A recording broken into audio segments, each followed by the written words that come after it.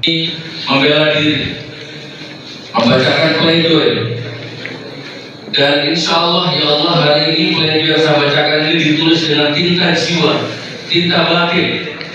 Kalau ada dibuat-buat, ditambah-tambah, dikurang-kurang, didramatisir, atau apapun namanya rekayasa, maka cabut berkah hidup saya ya Allah, cabut batalkan puasa saya ya Allah, bila perlu cabut tolak sholat saya seumur hidup ya Allah.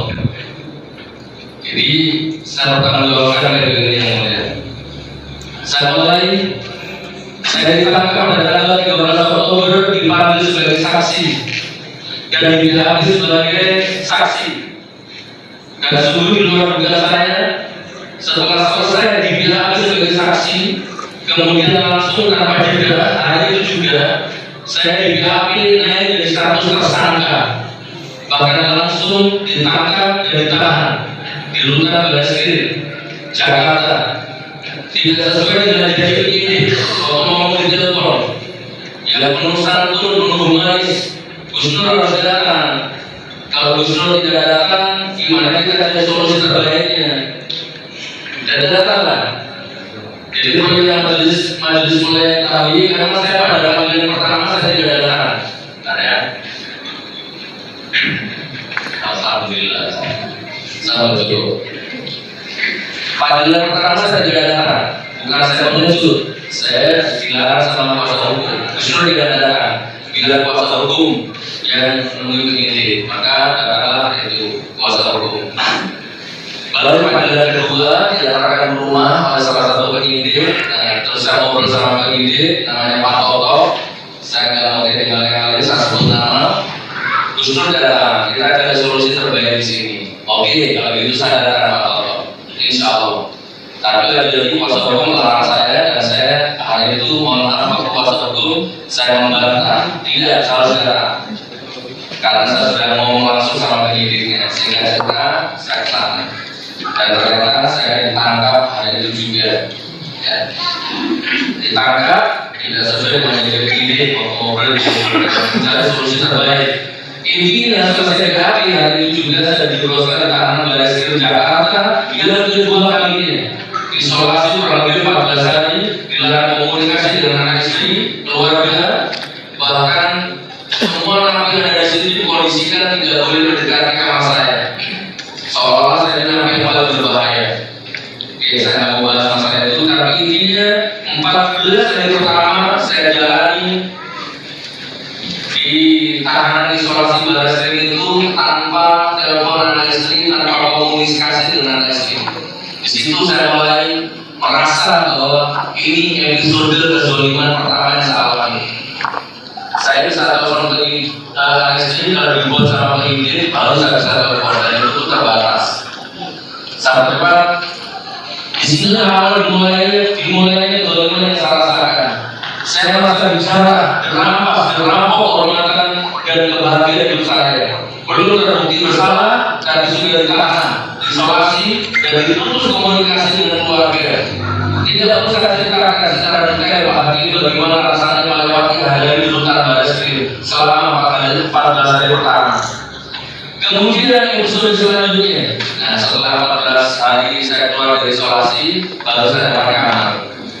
Nah di situ baru saya didaulat menjadi khotib Jumat. Ya, saya baru didaulat menjadi imam sholat, dan saya menjadi penceramah tetap di situ. Sudah ada khotibnya. Cuma begitu saya khotib wilayah mundur.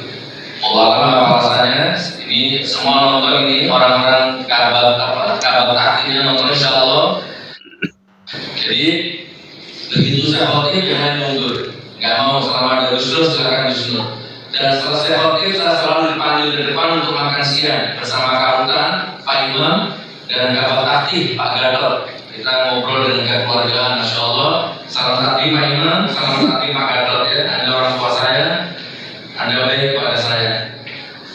Nah kemudian saya selanjutnya saya dibawa ke Kejati Semarang, pelimpahan G21.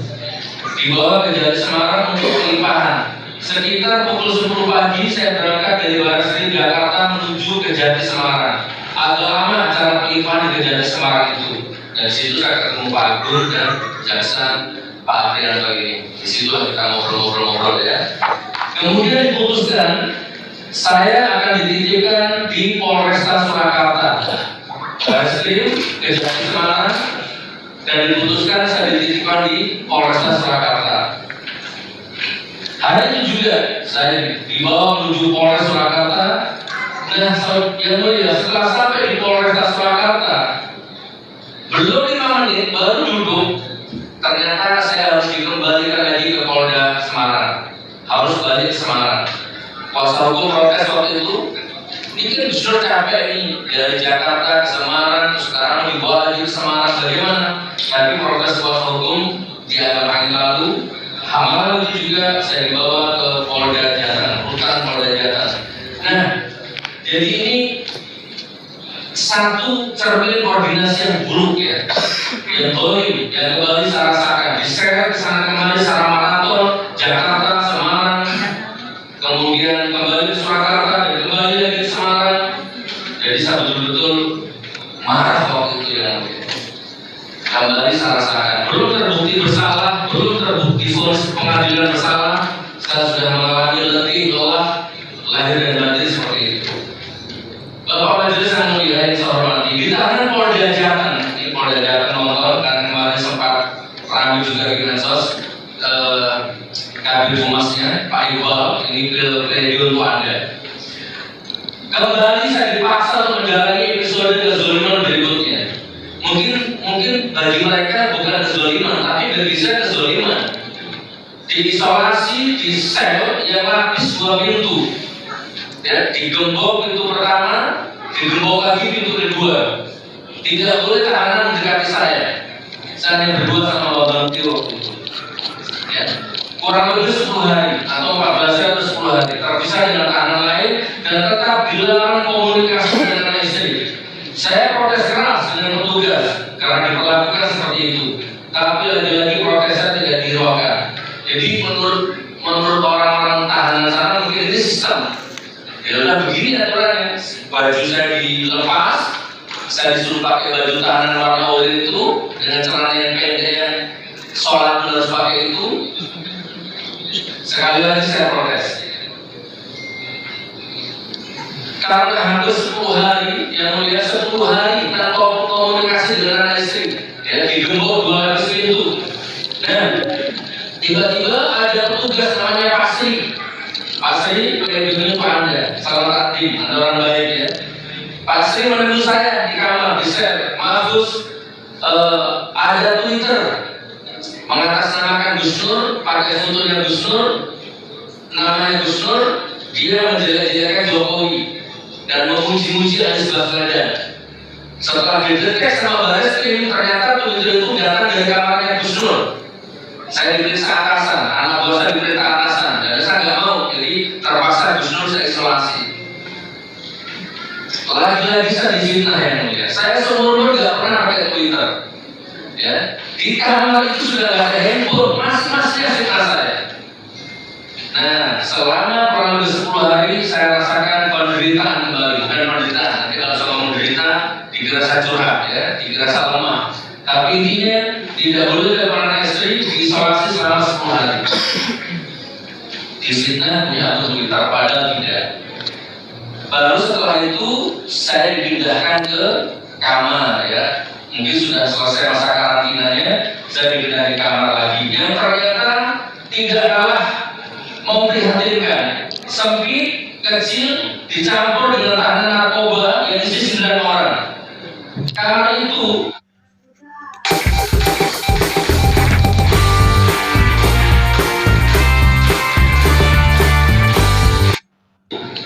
untuk sekedar meluruskan kaki saja nggak bisa, nggak cukup. Jadi sering saya tertidur itu nyelonjorkan kaki nendang kepalanya orang. Yang sering saya tendang itu namanya Pak Jiji dari Tasikmalaya sana. Ini tidak saya kurangi, tidak saya tambahin. Nah, ya begitulah, saya tidak bilang kamar mandinya kotor atau bau, tapi memang kenyataannya begitu ya. Tahanan narkoba mau bagaimana lagi, berbau, aroma keringat, suara dengkuran, kentut, mewarnai hari-hari saya setiap malam. Sholat tahajud di tengah-tengah jiwa yang terlelap berdengkur. Untuk sujud saja rasanya susah. Jadi, belum terbukti bersalah, belum divonis bersalah, tapi saya sudah diperlakukan dengan sangat biadab seperti ini. Mungkin saat ini, di saat para pelapor-pelapor, penyidik-penyidik itu tidur terlelap di kamar idahnya masing-masing, saya rasakan penderitaan itu yang mulia. Kurang lebih sekitar 20 hari atau 1 bulan di kamar itu.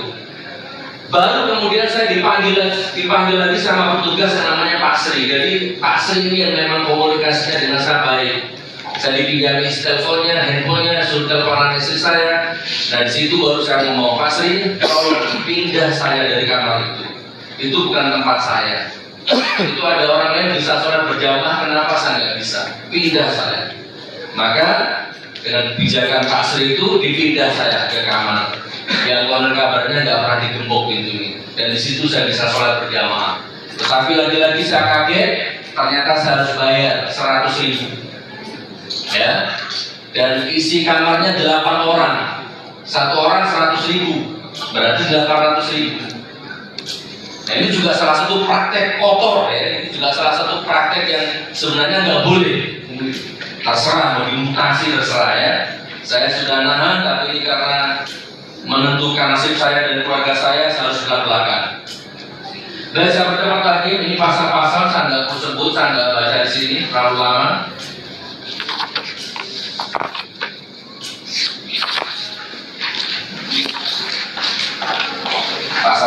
Pasal ya Allah.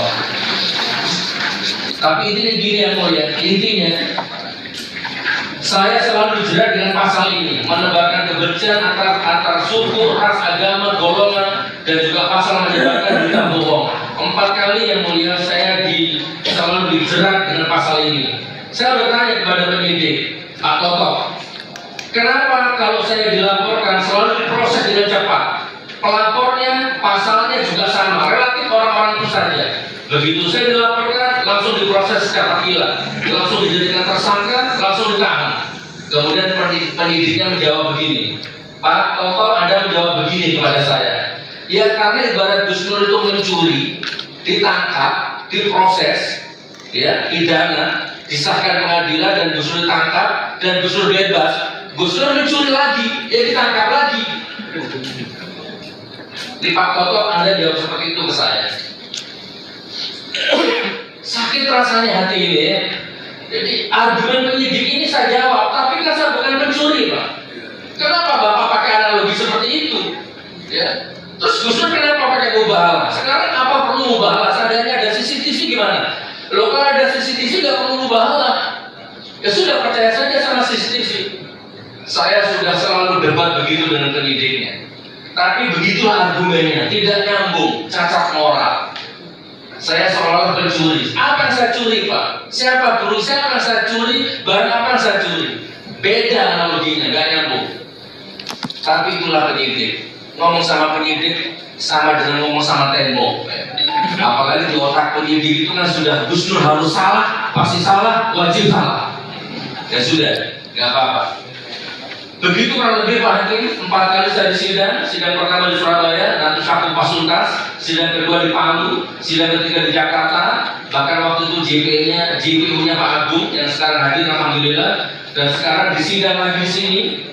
Bapak Hakim yang terhormat, sidang ketiga di Jakarta, pelapor inti atau orang yang melaporkan saya itu tidak pernah hadir di pengadilan. Nah, nanti saya bahas di belakang, saya percepat bagian ini.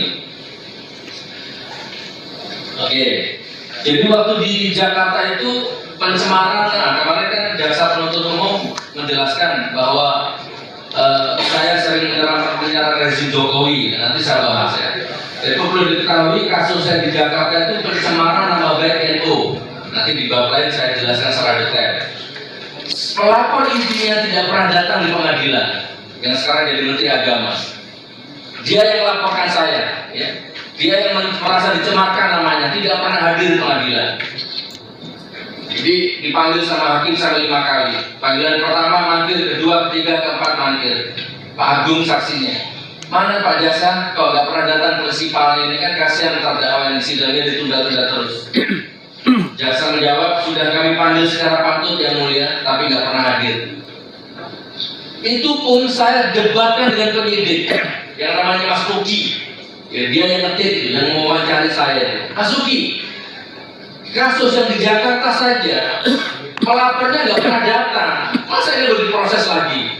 Apa jawab penyidiknya? Untung nggak datang. Bayangkan seandainya bagaimana kalau datang. Coba. Jadi susah ngomong sama penyidik ini. Pelapornya nggak pernah datang, untung nggak datang. Seandainya datang bagaimana? Kan fakta persidangan nggak boleh begitu. Sahabat debat ya, Bapak Hakim terhormat. Jadi kurang lebih seperti itu. Dalam peristiwa hukum yang saya ditahan 10 bulan, silakan yang mulia bertanya kepada jaksa penuntut umum Pak Agung. Beliau sudah tahu betul dari A sampai Z.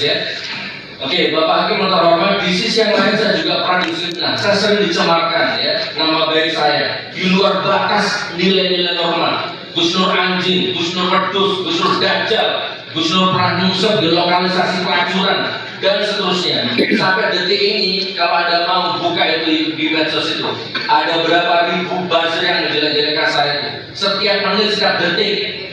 Dan pernah saya laporkan di Polda Jatim dengan kuasa hukum. Dan sudah di BAP, saksi-saksi saya sudah dipanggil semua. Tapi intinya kasus itu muak 4 tahun dari sekarang ini, 4 atau 5 tahun sampai sekarang tidak diproses. Di Pak Kapolri, Pak Listio Sigit, ini pledoi untuk Anda. Kenapa kalau saya dilaporkan seminggu langsung ditangkap?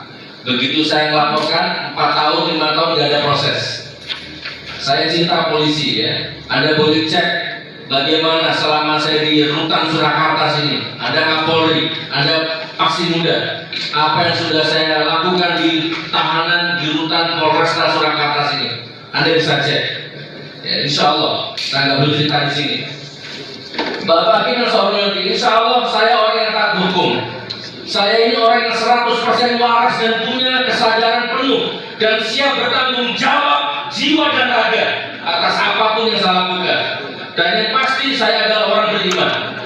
Tidak mungkin saya mau melakukan kesalahan yang sama atau dengan sengaja menjatuhkan diri di tempat yang sama. Tidak mungkin. Itu bukan saya banget. Nah, nanti saya jelaskan secara detail. Di ruang inilah yang perlu dikaji ulang sebenarnya siapa yang salah. Saya atau oknum penyidik yang salah. Saya rakyat kecil ini yang salah atau pengendali sistem hukum ini yang arogan dan zalim. Inilah contoh real Bapak Hakim yang terhormat. Saya selalu dijerat dengan pasal menebarkan kebencian antar suku, ras, agama, dan golongan. Padahal sampai detik ini tidak ada satupun suku yang saling benci berantem gara-gara saya. Tidak ada suku Madura, Dayak, Jawa, Batak, dan lain-lain yang bentrok gara-gara saya. Bahkan tidak ada agama Islam, Kristen, Buddha, Konghucu yang bentrok gara-gara saya. Sampai detik ini tidak ada fasilitas umum atau aset negara yang rusak karena konten saya.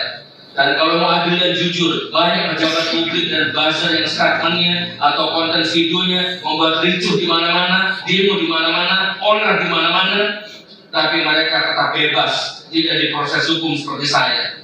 Bahkan sudah berstatus tersangka pun sampai detik ini beliau masih bebas. Allahu Akbar, Allahu Akbar, Allahu Akbar.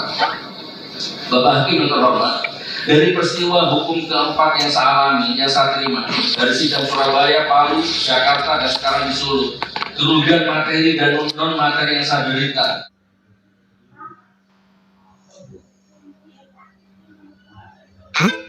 Apakah kamu sudah mempertimbangkan konsekuensinya? Harus sudah 10 juta. Maaf, tapi berdasarkan modal minimum untuk aliansi kita sekarang bukan 20 juta. Kerugian yang hebat yang saya rasakan sangat besar, sangat banyak, bahkan mungkin sudah berbunyi miliar. Nanti saya rinci yang mulia. Ya. Plus kerugian yang hebat yang tidak bisa dinilai dengan materi. Berbeda dengan para pelapor saya, ya, yang dalam tanda petik by design, mereka tidak mengalami kerugian apapun. Setiap ditanya kuasa hukum, jawabannya selalu lupa, nggak tahu, lupa, nggak tahu, lupa, nggak tahu. Semua sidangnya begitu. Surabaya, Palu, Jakarta, sekarang Solo, 99%. Semua saksi yang ditanya, nggak tahu, lupa, nggak tahu, lupa. Bahkan yang lucu kemarin sidang di Jakarta. Maaf Mas Agung ya, jenengan tak bawa-bawa terus ini yang di Jakarta ini. Katanya saya Ada salah satu saksi yang ditanya sama hakim, saudara tahu sekuler apa? Enggak tahu. Saudara tahu liberal apa? Enggak tahu. Saudara tahu PKI apa? Enggak tahu. Hakim tanya, terus yang kamu tahu apa? Gus Dur kan dijerat gara-gara kata-katanya liberal, sekuler, PKI. Kamu udah tahu apa-apa, terus gimana? Sampai segitunya. Ya, saksi-saksi yang selama ini kita hadirkan juga begitu. Lupa nggak tahu. Nah, itu majelis yang mulia yang kemarin. Nah, sekarang saya akan bahas Bambang Tri. Bapak yang terhormat, ini dari peristiwa ini adalah konten saya mengundang saudara Bambang Tri sebagai narasumber. Jadi Bapak Hakim terhormat telah viral sebuah video Bambang Tri yang sedang dituduh itu wartawan. Ini kemarin sudah kita bahas di sini, tapi harus saya baca biar lengkap. Sedang diwawancara oleh wartawan dan youtuber. Dalam video itu, saudara Bambang Tri memakai baju kurang lebih kotak-kotak dengan masker di lehernya. Video viral sekitar akhir Agustus 2022 atau awal September itu. Di video itu, yang viral itu, saudara Bambang Tri bicara dengan lantang dan lugas bahwa ijazahnya Jokowi palsu. Video Bambang Tri itu sudah sangat viral kira-kira akhir Agustus. Nah, saat itu saya belum kenal dengan saudara Bambang Tri. Ini video Bambang Tri viral di YouTube, Instagram, Facebook, dan lain-lain. Saya ulang majelis ya. Video ini sudah viral. Dan saat itu saya belum kenal dengan Bambang Tri. Artinya, saya bukan orang yang pertama dalam peristiwa hukum ini. Kalau polisi atau penyidik atau pemegang sistem hukum di negeri ini berniat menegakkan hukum, maka harusnya saat itu juga youtubernya, wartawannya, ataupun Bambang Tri-nya harus diproses hukum hari itu juga. Karena viral videonya. Yang memposting, yang share atau apapun itu harus diproses waktu itu juga. Nah, Bapak Hakim terhormat, 1 minggu kemudian baru saya penasaran dan mencari saudara Bambang Tri. Siapa orang ini? Saya cari melalui grup WhatsApp, akhirnya ketemu, saya percepat 1 minggu ketemu, maka dan akhirnya saya telepon, dia lagi kos di Bogor dan saya undang dan dia mau datang dan saya biayai semua operasionalnya, sewa mobil dan lain-lain. Maka terjadilah wawancara itu dan terjadilah acara podcast itu, kurang lebih 40 menit ya.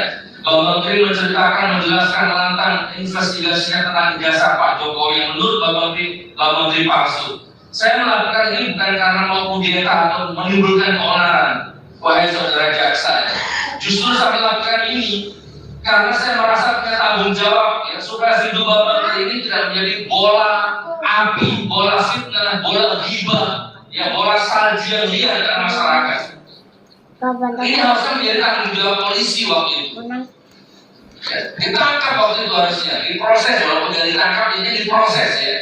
Kenapa kalau nunggu saya? Masa jarang ngomong ijazahnya Pak Jokowi palsu, dibiarkan saja, dibiarkan viral berhari-hari. Padahal di video itu saudara Bambang juga bukan hanya membahas soal Bambang Tri, tapi juga membahas soal pas pampres yang jadinya 4. Itu kan luar biasa. Tapi kenapa dibiarkan? Berminggu-minggu. Kemana saat itu penegak hukum? Kemana saat itu penyidik? Jadi intinya saya mengundang Bambang Tri justru karena saya merasa tanggung jawab orang untuk membuat video Bambang Tri supaya diproses secara adil, supaya tidak jadi polemik di tengah masyarakat. Baik tujuan saya, mulia niat saya. Tapi kenapa diganjar 10 tahun? Gak apa-apa ya.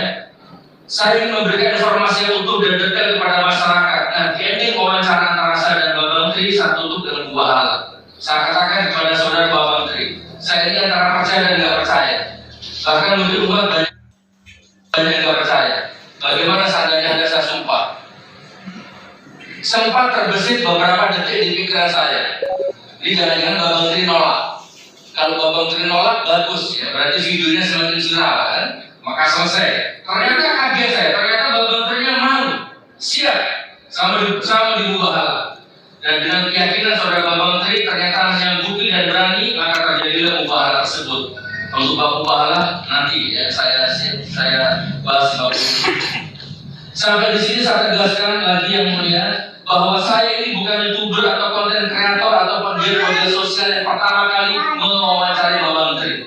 Bapak Hakim terhormat, setelah saudara Bambang Tri podcast dengan saya, itu masih banyak konten kreator lain yang juga mengundang. bukan saya. Tapi kenapa kok hanya saya ditangkap? Nah, itu intelijen yang tahu, Pak Kapolri yang tahu, Pak Penyidik yang tahu. Dalam peristiwa hukum saat ini, kenapa hanya saya dikambing hitamkan dan selalu diproses, dihukum secara membabi buta, ditangkap, dipenjara tanpa melewati pembuktian bersalah di pengadilan, langsung proses, langsung tangkap, langsung isolasi, putus komunikasi dengan anak istri, tanpa sedikit pun memikirkan muamalah saya, menafkahi istri, menafkahi santri, dan dampak ekonomi saya, bahkan langsung ditahan tanpa kearifan sedikit pun. Mudah-mudahan Pak Kapolri mendengarkan ini. Saya cinta Kapolri. Pengedian itu ada. Beberapa minggu lalu saya dapat kabar, katanya Bapak Menteri memecat kuasa hukum di sini. Saya akan membahas itu. Dan saya dapat kabar juga bahwa di ruang ini pada waktu itu Bapak Menteri mulai menyudutkan saya. Ya nggak apa-apa, ini bulan puasa. Saya nggak akan ngotorin lisan saya. Terserah mungkin Bapak Menteri bagaimana wawalan soal. Tapi perlu saya jelaskan di sini yang mulia bahwa Allah alam ya. Hari ini bulan Ramadan dan saya tidak mau membatalkan puasa dan mengotori lisan saya, mengotori kesucian bulan Ramadan. Karena kalau saya ceritakan di sini sangat banyak dan sangat tidak pantas. Tapi intinya kembali ke hakikat saja. Saya kenal Bapak Menteri, saya melihat videonya Bapak Menteri, lalu saya cari dia di lewat telepon, lalu saya undang dan saya biayai semuanya, bahkan saya belikan seperangkat alat sholat. Bahkan Pak Hakim kalau menonton podcast saya, di ending-endingnya mau selesai, setelah selesai mubahalah, saya sempat menangis itu. Saya berikan alat sholat itu, Mas Bambang. Kalau memang ijazahnya Pak Jokowi itu palsu, maka musuh ini bukan sembarangan. Ini alat sholat. Saya nggak bisa ngasih apa-apa. Oleh sekarang sholat sampai. Saking sayangnya saya dengan Bapak Menteri waktu itu ya. Beberapa hari kemudian juga saya berikan handphone dan akhirnya saya ditangkap. Yang mulia, saya percepat aja. Saya sudah kurang lebih 4 bulan tidak ngomong sama Bapak Menteri. Saya nggak perlu cerita di sini apa sebabnya. Ya, saya sudah 4 bulan tidak bicara dengan Bapak Menteri. Paling hanya sepatah dua patah ketika dia minta rokok saya. Udah, hanya itu saja ya. Nanti kalau saya ceritakan juga tidak baik. Jadi walaupun satu kamar 10 hari, sepatah pun nggak ngomong Pak. Sudah ada beberapa hal yang prinsip yang tidak sejalan dengan saya secara perjuangan. Tapi perlu saya tekankan bahwa ijazah palsu itu bukan masalahnya Pak Bapak Menteri, ini masalah rakyat Indonesia semuanya, masalah kita semuanya. Ya, bukan hanya masalah Pak Bapak Menteri saja. Maka dari itu majelis yang mulia, mohon melihat peristiwa hukum yang saat ini ditimpakan ke saya ini, sudilah yang mulia melihat, memahami dari berbagai sudut dimensi batin yang jernih. Banyak hal yang terjadi di luar kehendak saya. Bahkan kadang saya tidak ketahui. Banyak cari panggung, numpang tenar, atau mungkin sengaja nusuk bersilat lidah dan ujung-ujungnya pergi tanpa permisi. Nah, itu sering lagi. Jadi kalau di luar sidang konferensi pers, sana sini ya, ternyata ujung-ujungnya dia nggak ada sekarang. Dan kemarin saya dikirim video, sekarang dia lagi bermesraan dengan pihak yang mengusir saya. Saya nggak tahu dia sengaja nusuk atau disusupkan. Dan salah satu kuasa hukum ini yang kadang-kadang memberatkan Gus Nur. Orang-orang ini ngomong saya nanti di luar pengadilan, tetapi saya itu dia nggak tanggung jawab. Nah makanya Pak Hakim, kalau Bapak yang mulia melihat sesuatu di luar pengadilan yang mungkin memberatkan saya, perlu Bapak ketahui itu terjadi di luar kehendak saya. Barakallah. Bapak Hakim terhormat, sekarang saya akan bahas bab mubahalah. Sekarang cepat saja, singkat saja.